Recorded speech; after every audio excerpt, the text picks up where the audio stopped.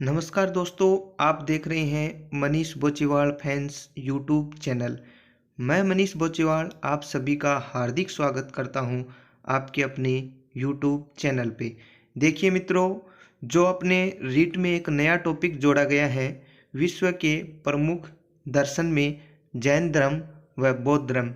तो आज हम सबसे पहले जैन धर्म के बारे में चर्चा करेंगे।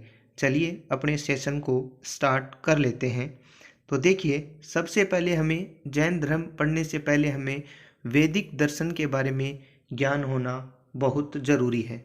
तो देखिए, ऋग्वेद सबसे प्राचीन व विश्व का प्रथम ग्रंथ माना जाता है।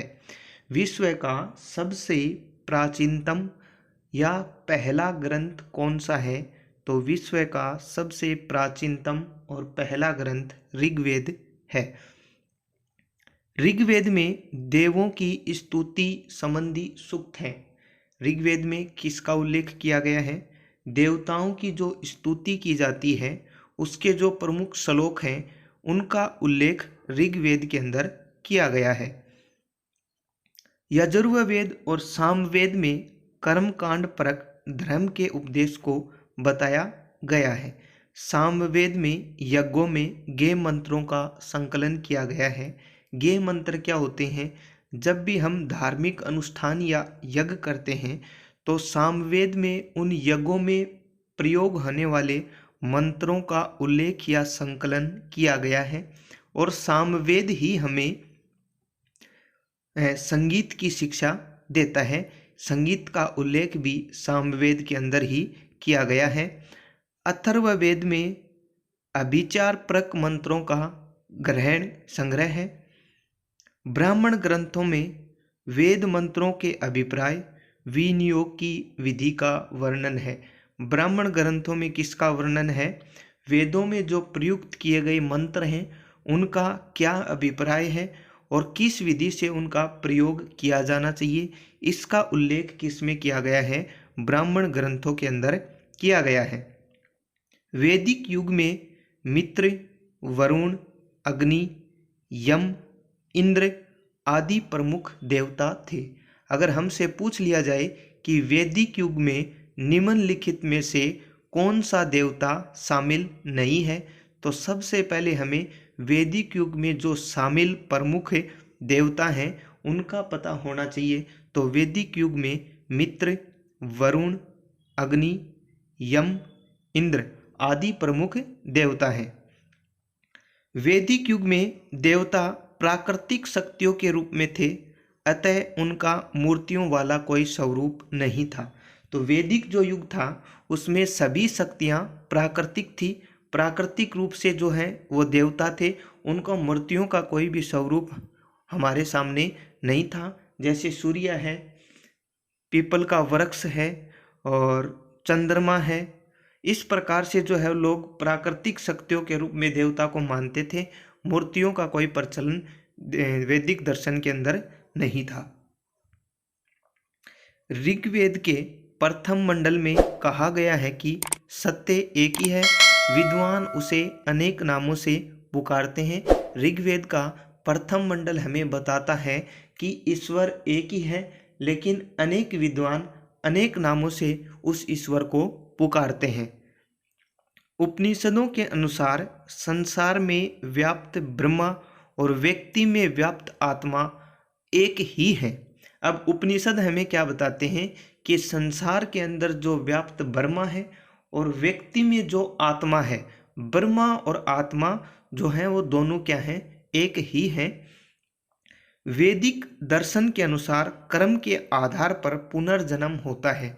जैसे वर्तमान जन्म में, वर्तमान के अंदर जिस जन्म के अंदर हम हैं, जिस आधार पे हम कर्म करेंगे उसी आधार पे अगले जन्म में हमें जन्म जो है या पुनर्जन्म हमारा होगा। अब देखिए, वैदिक दर्शन के बारे में हमने अध्ययन कर लिया। अब हम जैन धर्म के बारे में अध्ययन करेंगे। जैन धर्म के पहले तीर्थंकर ऋषभदेव या आदिनाथ थे।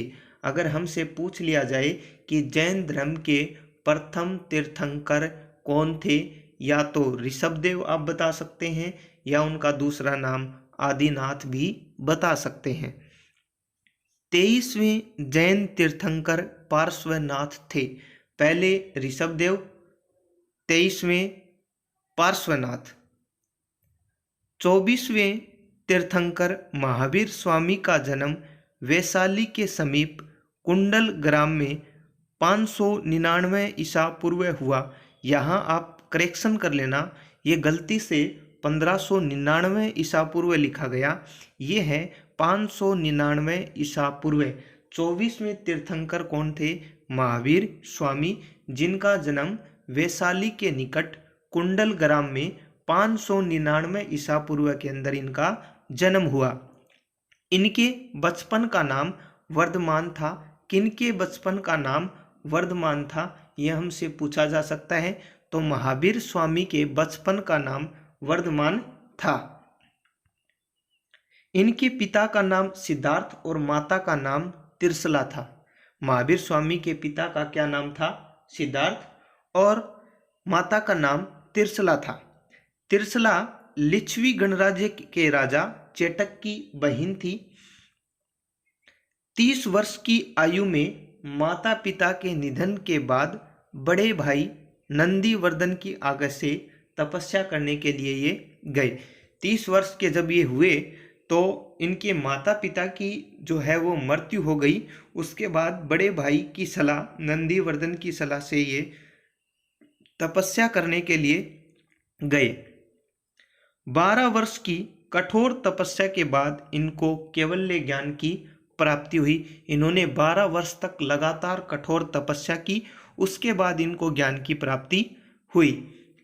कैवल्य ज्ञान प्राप्त होने के बाद महावीर को जिन, निर्ग्रंथ तथा महावीर आदि नामों से जाना जाने लगा।